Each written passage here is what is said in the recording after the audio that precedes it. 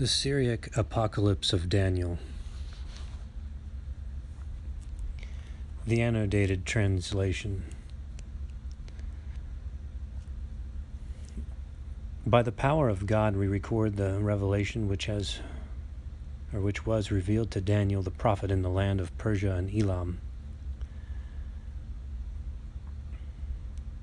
In the kingdom of Darius the Mede, who ruled over Persia, and in the kingdom of Alpaktan, king of Babylon, I have seen these visions, I, Daniel the prophet, and these prophecies were revealed to me following those visions of which I had seen previously, as well as that prophecy which was revealed to me by the Holy Spirit during the years of Nebuchadnezzar, king of Babylon, who came up against the land of Judah and the holy city of Jerusalem, as he had been commanded by God, to besiege it and to bring distress upon it.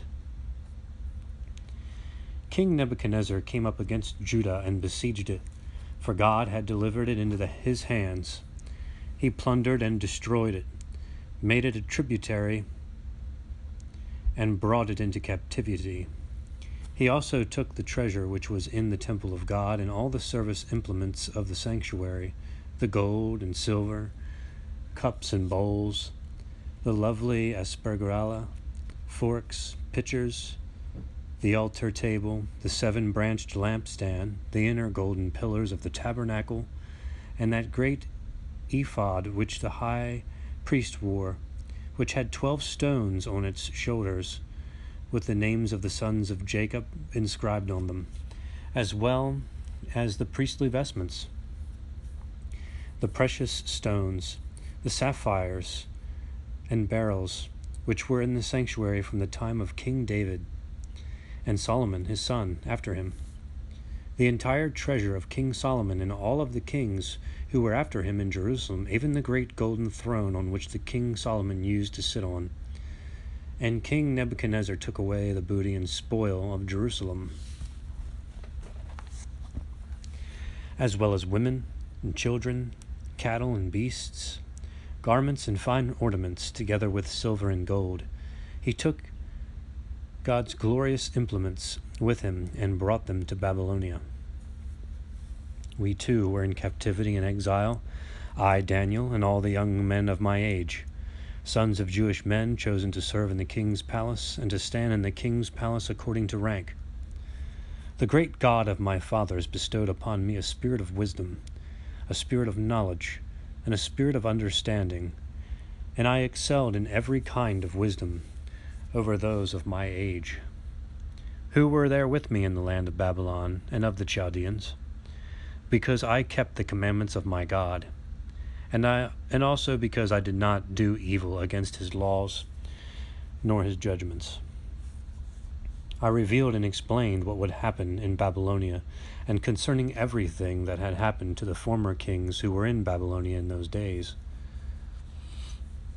I was standing in the gate of king of Babylon in the royal house of the Chaldeans, yet none of the wise men, Chaldeans, and consilators of judgment was able to triumph over me in Babylonia. I revealed and explained the vision of the statue whose head was of gold, and its feet of iron, and the stone of which shattered it, and of the tree which was uprooted and its roots cut off, and of the palm of a hand which wrote on the wall of the royal palace. All the prophecies and visions were revealed to me, while my accusers, the Chaldean men, threw me into the lion's den. Yet the God of my fathers sent an angel and shut the lions' mouths, and they did not destroy me, but cut down my enemies and their children. When Nebuchadnezzar went mad, and Belteshazzar his son ruled over him and took over the Chaldean kingdom, he invited his nobles, his lords, his wives, and his concubines to a banquet, and brought in the golden and silver surface implements, the cups and bowls from the house of the Lord in Jerusalem, which Nebuchadnezzar king of Babylon had brought from the house of God. From them the king of Babylon drank wine, he himself and his wives and his concubines, and so reviled the living God. Then the palm of the hand of anger was found and wrote in this way concerning the king what would befall him, and the living God was angry with him. King Sennacherib went up from Assyria, from the city of Nineveh, and took possession of the entire land which was King Belteshazzar's, and he ruled in it. The Esarhaddon, his son, assumed kingship after him over Assyria and Nineveh. At that time the Babylonians and Chaldeans drew near and slandered me to Sennacherib, king of Assyria, who then sought to carry me off and kill me. Then it was revealed to me by God Most High that it was Satan who had incited him against me. So I withdrew to the land of Persia, to the royal palace of King Cyrus. While I was there in Persia, God endowed me with honor and friendship on the part of King Cyrus. I was brought before him and told King Cyrus everything that Nebuchadnezzar, king of Babylon, had done in the land of Judah, and to the citizens of Jerusalem, about the spoil and the booty of which he had brought with him from there, about the golden cups and the implements of beauty from the temple of the Lord which Nebuchadnezzar, king of Babylon, had brought from the land of Judah, as well as about the golden throne on which King Solomon used to sit, the precious stones and the sapphires, and about the precious beads of which used to be kept in the treasury of King Solomon, which he had taken as spoil and brought to Babylon. And I urged Cyrus, king of Persia, that he should march against Babylonia, fight against it, and capture it, and that he should seize these treasures and those implements of the sanctuary of which King Nebuchadnezzar had brought to Babylon, and to remain there. The great King Cyrus arose with an army of horsemen, and with many chariots of the Persians and Elamites. They went and besieged Babylon, and breached her walls, and demolished her towers. They captured her, and entered into her, and laid her waste. But King Sennacherib fled the city, and went to his former land, to Assyria and Nineveh. The great King Cyrus entered into Babylon, and walked around in her, and in the entire treasury of the Babylonian king. He plundered Babylon, and led her into captivity, and he took the gold and silver implements, as well as all the service implements of which the king Nebuchadnezzar had brought from the kings of Judah, and the entire treasure and the booty of the kings of Babylon that was found among the Chaldeans and the Babylonians, and King Cyrus took them. And I, Daniel, was wise, knowing all the implements, and showed them to Cyrus, king of Persia, the implements which were among the Chaldeans and the Babylonians, all the implements which had come from Jerusalem to the land of Babylon. King Cyrus handed those implements over to his chief eunuch, the service implements, the cups and bowls, buckets and aspergilla, forks and pitchers, the altar table, the 7-branched lampstand, and the beads of beryl which were attached to it, and also the precious stones, pearls, pillars, and the golden dishes of the tabernacle. And that great ephod which the high priest wore, which had 12 stones on its shoulders, with the names of the sons of Jacob inscribed on them, and the vestments from the time of King David, and the golden throne on which King Solomon used to sit. Everything which was found in Babylon, and which King Nebuchadnezzar had brought, King Cyrus carried from Babylon, and brought it to Elam and Persia. Babylonia submitted to Persia and Elam, as I had foretold to Belteshazzar, based on the palm of the hand of which had written some of the words of God on the palace wall, that his kingdom would be given to the Medes and Persians, because they had drunk from the implements of the house of God. As they were going up from Babylon to Persia and Elam, King Cyrus put these implements away with great reverence, and it was shown to him by God that he should go and deposit them in the mountain of Elam, in the mountain called Zelia, after the name of Mount Sinai, in order that they would keep them there until the latter time. He also inscribed the stone with a clean side, and placed it together with the implements in the mountain. Only the golden throne on which King Solomon used to sit did the king spare, and kept it in the treasury. In the middle of the night, Gamath the Magus rose, killed King Cyrus, and seized the kingship in Persia. And I became afraid and fled among the cities. I fled among the cities of Persia and Elam, lest he kill me. For I had been a courier of the king Cyrus, and lest I should have to go and show him that mountain in which those implements were deposited, which King Cyrus had brought from Babylon. For he, Gamath, had entered the treasury of King Cyrus, and had found King Solomon's golden throne.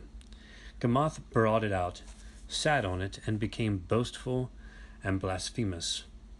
It was shown to me by God that the kingdom was to remain for a short while only. The kingdom of Gamath the Magus, who ruled after Cyrus the Persian, lasted 6 months, and his nobles plotted against him and killed him.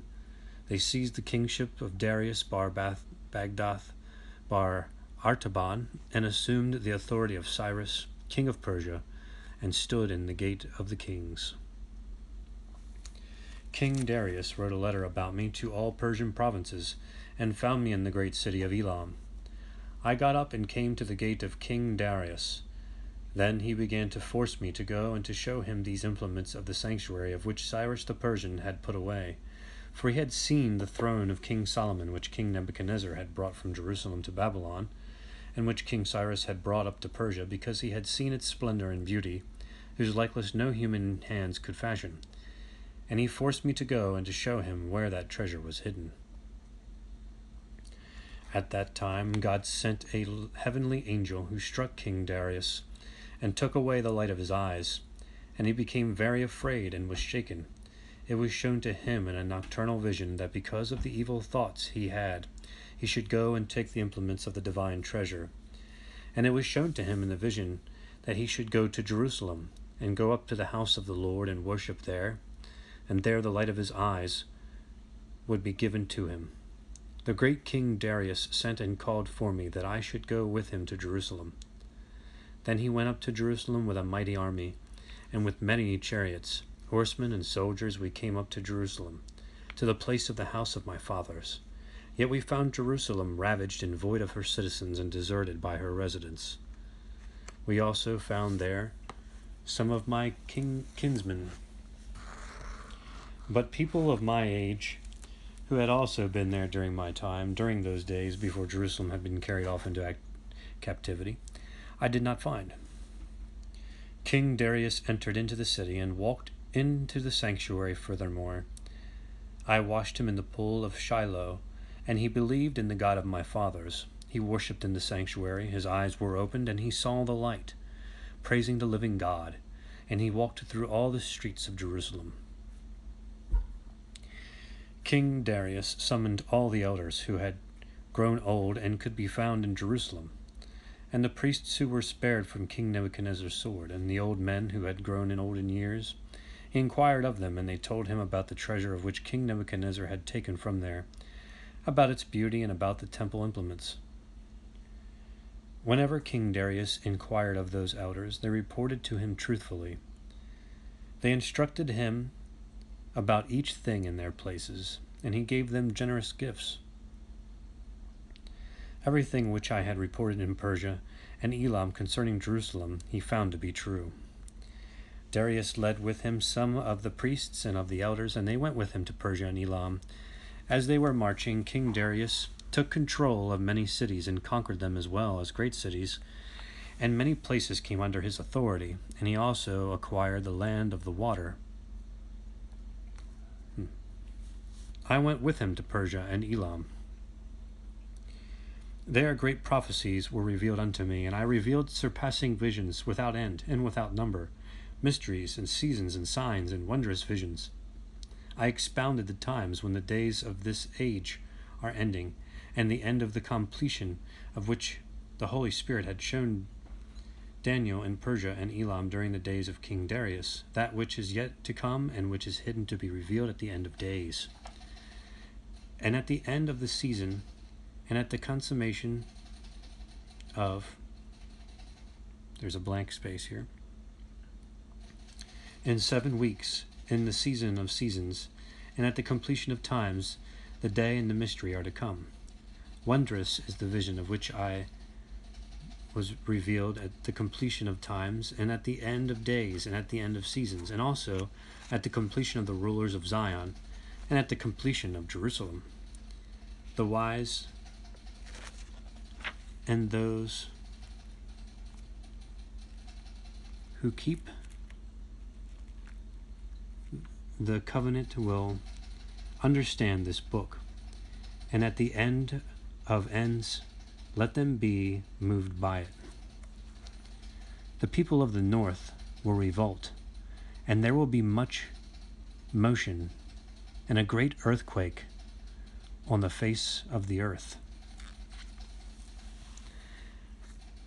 And like the tumult of the heavenly armies, it will be heard. There will be a great uproar from heaven, until high mountains will be made equal to plains. Then will be gathered the four winds of heaven, one to the other, and there will be a great and vicious battle. Also the corpses of the slain will be gathered like mounds. The western horn will rise and break the winds of heaven, and it will hold fast until the end of days. Signs will appear on earth, a commotion on the islands, and fire will be burning on them day and night. And there will be these signs in those times. The sun will be blotted out like sackcloth, and the moon clothed as with blood. The earth will quiver, and the sea, and many people will fall. In those times there will also be fallacy on the earth. A son will renounce his father, a brother his brother, and even a friend will deceive his friend. God will reject the earth. In those days there will be a great famine and pestilence, much rebellion and heat and blight, the sword and locusts and crawling locusts, which will devour the grass of the land. There will be in those days a great darkness covering the earth, a gloom for generations. The earth will conceive deceit, and will travail and bear iniquity. Dew will be withheld from heaven, rain from the clouds. And fire from the sun will devour the stones of the earth, and inflame in the northern regions. It will be burning day and night, while devouring dust and roots and stones and trees. In those days the earth will be in an uproar, and the sea. People will rise against people, kingdoms against kingdoms, and cities against cities.